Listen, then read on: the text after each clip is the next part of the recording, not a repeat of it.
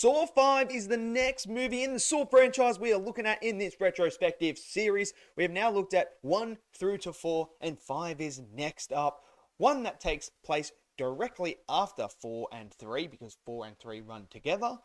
So we're going to talk about it. So smash your thoughts down in the comment section below. What did you guys all think of Saw 5? Did you love it? Did you hate it? Smash it down there. Smash that like button. Click subscribe. And let's talk about Saw 5 right now.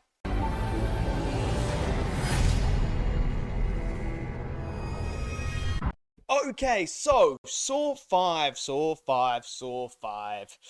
Look, Saw 3 and Saw 4, I'm not the hugest fans of. I don't hate them, but I don't love them. I love bits of them. And I think what they did try to do was bold by killing Jigsaw in that. So I can appreciate what they were trying to do with 3 and 4. Now we move to 5, which is directly straight after 3 and 4, because they run exactly the same parallel time and everything like that. It's all happening at the same time. So this one, we pick up right where we left off. So the first scene is actually a character that we're going to get well known with as we progress in the story here. But the first one is a trap where this guy's trapped. He's got to put his hands in there. He's got to crush his hands before the pendulum cuts him in half. I mean, it's pretty brutal. Obviously, he doesn't get out. He crushes his hand, but the pendulum still kills him anyway. So this then leads us into where we left off with our special agent, the FBI agent, Peter Strahm. So we are now with him, and he has been put into this trap where his head is now in a massive container, and it's about to be filled up with water. Now, this is where Saw 5 to me, I like the concept and ideas in this movie as well, especially the game that they are playing with the other contestants that are in here. I really like the game and the idea behind it.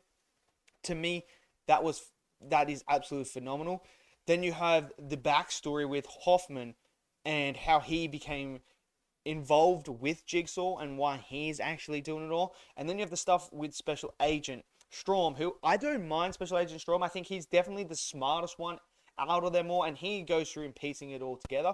But this is one of my gripes that I hate with it, is the trap. Look, Jigsaw is all about, and he really emphasizes this in this movie, about being able to give people a chance to escape. No matter how bad this person is, they have the chance to escape this trap with doing some damage to themselves, giving up things that have hurt other people in the world. For instance, say your eyes or something like that. You just got to lose your eyes and you're good to go if you can get out of there. You crush your hands, cut your hands off. You got to do things like that. But there's always that possibility that you can get out no matter what. What annoys me with Hoffman is he creates traps where people are just meant to die. And the one with Special Agent Strahm in there, with the actual head in the container with the water filling up, is there's no way for him to get out. It's an execution. It's not a trap. And it really annoys me because the whole mantra of Jigsaw is being able to give you a chance to be reborn. So obviously when he's trapped in here, he has no way to get out, even though I think, look, he could probably put his hands up there and go like that and the water would run out. I really feel like you could do that. It just seems like you could do that, and I'm sitting there like that. But he has a pen on him, so Hoffman didn't do a great job of taking everything off him anyway, if he really wanted to kill him. And he puts it through his neck into his windpipe where he can actually then breathe. And this is where we see Hoffman. Everyone was meant to die in there. Hoffman was meant to be the hero. He saves the girl, and he's like, everyone's dead. Next thing you know, Strahm is getting taken out there, and Hoffman's like, oh, damn, what's going on? So majority of this movie is exploring how Hoffman became a part of the Jigsaw crew and how he became this person that is there helping Jigsaw. That's really what most of this movie is about, and it's all the flashbacks as Agent Strahm, who is suspecting Hoffman already. He believes Hoffman is the person, and as we progress, he is going through different sites, and obviously the person in the pendulum one is the person that killed Hoffman's sister. So we know now that Hoffman did that to copy Jigsaw without knowing who Jigsaw was, in order to just kill this person. And this is where he gets introduced to Jigsaw, and Jigsaw and puts him in there and says, look, I don't kill people. I give them the choice. No matter how bad they are, they have the choice to live. It's about being reborn. It's about going through basically therapy. And this is where you see Hoffman interact with Jigsaw. Like, I like the idea. I don't mind it, but I just feel like Hoffman is just not the person for it. I really don't. I understand where they're trying to go with it, but I just don't find Hoffman as a character interesting. And you see it in this movie as he progresses. He makes traps that just kill people, and it's not like what Jigsaw wanted. So he's not really carrying on this legacy properly. And it's kind of annoying. And as we get throughout into the next ones, you actually start to understand a bit more about it as well. But so we have Strahm going on this mission, trying to pin Hoffman to this, as we get that backstory with Jigsaw and Hoffman working together.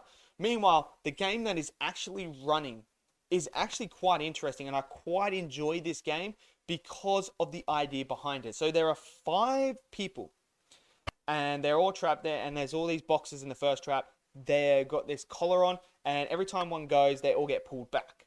And then once the time runs out, if they don't get the key in the box to unlock the actual padlock, they're going to get decapitated. So obviously there's a connection with them as well. What is the connection with all 5? And I love the message that Jigsaw says on the tape about your instincts will tell you to do one thing. I applaud you to do the opposite. And it's really, really good. And anyway, so they start freaking out, stuff like that. They go, boom, one at a time, grabbing the thing. Obviously, the last chick doesn't get the opportunity to do it. She gets decapitated. It's brutal. As we progress into the next one, now we have these jars with these particular keys that can unlock the piping where they go in. So when the explosions happen, they're safe. And obviously, the big guy in there, he's the journalist. He's like, nah, man, every man for themselves. Obviously, he gets beat down, and they all get into the pipes, and he's left there, and then boom, it explodes, killing him. Then they move to the next one where it's a bathtub, and in order to open the door, they must somehow be attached to the water in the bathtub and get an electric shock. So they kill the lady in there, they chuck her in the bathtub, and then they hook it on, and then it's all going through her. Then they get to the last trap. And this is what I love about this whole game that they're going through, is when they get to the last trap, the last 2 standing, the guy and the girl, start to actually look at it and go, hold on, wait a second. Okay. Why is there 5 holes here? Why is there 5 holes? And before they start the game, they look at the keys, because the one girl picks up all the keys from padlocks, and she goes, I'm being smart now. She looks at them. They're all the same key. And as they go through back to they go back to the next room and they start to figure it out. The first trap, the key is the same for the padlocks. All the padlocks are the exact same. So they just need 1 key. Bam, all 5 of them get through. Then the next one, the actual pipes itself can fit multiple people in there. So they didn't need to go 1 in there at a time. They could have easily fit 2 people in there. Bam, 5 go through there. And then when you get to the bathtub and the electric shock, they're all meant to take a shock each to open the door. And then when you get to the last one, it's the pint of blood. You have to give 10 pints of blood. So if each of them give 2 pints of blood, then they're good. So the idea of it was they were meant to not do what their instincts tell them. Every man for himself, survival of the fittest. Was let's work together and work through this together to get to that final point. So now we have 2 people left who have to give 10 pints of blood. The human body has 10 pints of blood. So they are thinking either one of us has to die and give up all their blood, or 2 people give 5 pints, and you can live off 5 pints.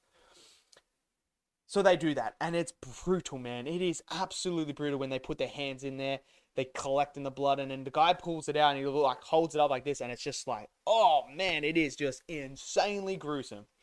But I really like the concept behind this particular game of working together. And then when we figure out what is actually tying them all together, and how every single person there was to blame for these 8 people dying in this like property thing, it was absolutely phenomenal. I think for me, that is brilliant. It really, really works on so many levels.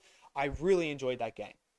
As that is all going on, obviously we have Hoffman setting up Strahm as the accomplice to Jigsaw. And he's got Erickson coming to to find that game that is going on, and they've just planted that. Meanwhile, Strahm is following Hoffman into this place, and there's this glass, this trap. I must say, this trap is actually really cool. I really do like this. Is probably Hoffman's best trap, where it's like a glass coffin sort of thing with glass in it. And obviously, he knows Strahm's in there, and this is where we see the Jigsaw and Hoffman conversation about Jigsaw saying, if you can anticipate the human mind, then you leave nothing up to chance. And obviously, Strahm then plays the cassette thing, the radio cassette thing, whatever it is, and it tells him he should get in there. It's going to be a little bit of pain because he's lying on glass, but this little coffin could be his salvation. Obviously, Hoffman then comes around and they have a fight. He throws Hoffman in there, locks it in there. The door then closes, and Hoffman is just looking at him like, well, play the thing, and he plays it, and it tells him if you don't get in there, obviously you're never going to be seen again. And this is where it goes down, and then the walls start to come in. And it is brutal, man. This is one of the most brutal kills. As we watch Strahm get crushed between the walls, his bones are getting snapped, they're coming out of his skin and that. It is brutal and gruesome. So he is gone, and that's how it ends. So for me, Saw 5 has the gruesome aspect, has the traps, has a fantastic game that I really like the concept and idea behind, with working together and not following your instincts. That was all brilliant. The stuff with Hoffman, I like the idea of diving into more of Jigsaw's brain and how it works and what his actual motivation and ideology is behind what he does. To me, that is really, really good. Obviously, we know that Jill Tucker gets actually a box as well from her dead husband. So that then plays into the next two movies, which we'll be talking about. But overall, man, I enjoy Saw 5. I really do. I think it is better than 3 and 4. But I don't think it's better than 1 and 2. But let me know in the comment section below, what did you guys think of Saw 5? Did you love it? Did you hate it? Smash down that comment section below. Smash that like button, click subscribe, and I'll see you guys in the next video. Until then, stay safe and peace out.